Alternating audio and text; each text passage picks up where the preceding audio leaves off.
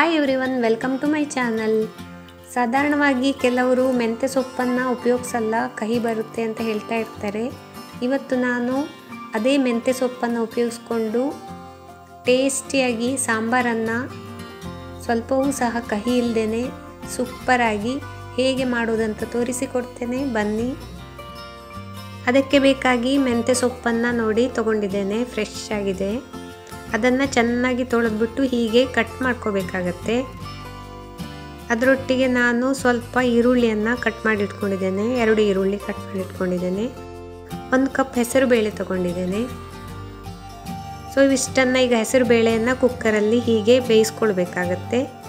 ಅದಕ್ಕೆ ಮೆಂತ್ಯ ಸೊಪ್ಪನ್ನು ಕಟ್ ಮಾಡಿ ಇಟ್ಕೊಂಡಿದ್ದೇವಲ್ಲ, ಅದನ್ನು ಹಾಕಬೇಕು.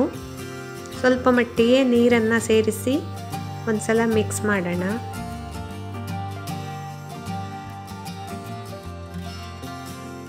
ರುಚಿಗೆ ತಕ್ಕಷ್ಟು ಸ್ವಲ್ಪ ಉಪ್ಪನ್ನು ಹಾಕಬೇಕಾಗತ್ತೆ.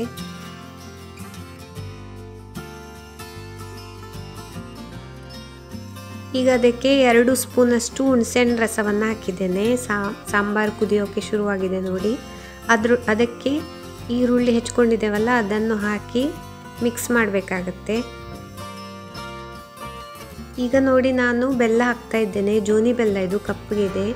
1 ಚಮಚ ಆಗುವಷ್ಟು ಮಾತ್ರ ಹಾಕಿದ್ದೇನೆ. ಮೆಂತ್ಯ ಸೊಪ್ಪಾದ ಕಾರಣ ಅದು ಕಹಿ ಬರಬಾರ್ದಂತ ಸ್ವಲ್ಪ ಬೆಲ್ಲ ಸೇರಿಸ್ಕೊಳ್ಬೇಕಾಗತ್ತೆ ಈ ಸಾಂಬಾರಿಗೆ. ಈಗ ನಾವೊಂದು ಫಸ್ಟ್ ಕ್ಲಾಸ್ ಆಗಿ ಒಂದು ಒಗ್ಗರಣೆಯನ್ನು ಕೊಡೋಣ. ಎಣ್ಣೆ ಬಿಸಿಯಾದ ಕೂಡಲೇ 1 ಚಮಚದಷ್ಟು ಉದ್ದಿನಬೇಳೆ ಹಾಕಿದ್ದೇನೆ, ಮತ್ತು ಅರ್ಧ ಚಮಚದಷ್ಟು ಸಾಸಿವೆ, ಇನ್ನು 1 ಚಮಚದಷ್ಟು ಜೀರಿಗೆಯನ್ನು ಹಾಕಿ ಚೆನ್ನಾಗಿ ಫ್ರೈ ಮಾಡಬೇಕಾಗತ್ತೆ. ಅವೆಲ್ಲ ಫ್ರೈ ಆಗ್ತಾ ಇದೆ ನೋಡಿ. ಈಗ ಅರ್ಧ ಚಮಚದಷ್ಟು ಅರಿಶಿಣದ ಹುಡಿಯನ್ನು, ಇನ್ನು 2 ಚಮಚದಷ್ಟು ಮೆಣಸಿನ ಹುಡಿಯನ್ನು ಹಾಕಿ ಅವು ಫ್ರೈ ಆಗ್ತಾ ಇದ್ದಂಗೆ ಸ್ವಲ್ಪ ಮಟ್ಟಿಗೆ ಪರಿಮಳಕ್ಕೆ ಇಂಗಿನ ಹುಡಿಯನ್ನು ಹಾಕಬೇಕಾಗತ್ತೆ.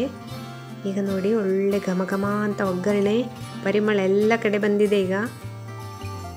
ಸೊ ಅದನ್ನು ನಮ್ಮ ಸಾಂಬಾರಿಗೆ ಹಾಕಿ ಸಾಂಬಾರನ್ನು ಒಂದು 10 ನಿಮಿಷ ಕುದಿಸಿ ಬಿಟ್ಟರೆ ನಮ್ಮ ಮೆಂತ್ಯ ಸೊಪ್ಪಿನ ಸಾಂಬಾರು ಸೂಪರಾಗಿ ಟೇಸ್ಟಿಯಾಗಿ ರೆಡಿ ಆಗುತ್ತೆ.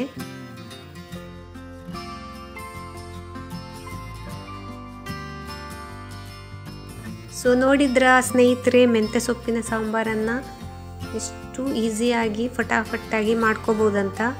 ನಾವು ಮೆಣಸಿನ ಹುಡಿ ಮತ್ತು ಒಗ್ಗರಣೆನೆಲ್ಲ ಹಾಕಿ ಚೆನ್ನಾಗಿ ಕುದಿಸಿದೀವಲ್ವ, ಸೊ ಆ ಮೆಂತ್ಯ ಸೊಪ್ಪಿನ ಕಹಿ ಒಂದು ಸ್ವಲ್ಪವೂ ಗೊತ್ತಾಗೋದೇ ಇಲ್ಲ.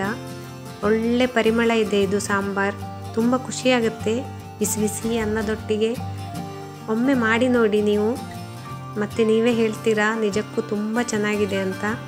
ಸೊ ನಿಮ್ಮ ಫ್ರೆಂಡ್ಸಿಗೆಲ್ಲ ಈ ರೆಸಿಪಿಯನ್ನು ಶೇರ್ ಮಾಡಿ, ಅವರಿಗೂ ಮಾಡೋಕ್ಕೆ ಹೇಳಿ, ನನ್ನ ಚಾನಲನ್ನು ಸಬ್ಸ್ಕ್ರೈಬ್ ಮಾಡೋಕ್ಕೆ ಹೇಳಿ. ಇನ್ನಷ್ಟು ಇಂಥದ್ದೇ ಒಳ್ಳೊಳ್ಳೆ ಟೇಸ್ಟಿ ರೆಸಿಪಿಯೊಂದಿಗೆ ಮತ್ತೆ ಬರ್ತೇನೆ. ಅಲ್ಲಿವರೆಗೆ ಟೇಕ್ ಕೇರ್, ಬಾಯ್.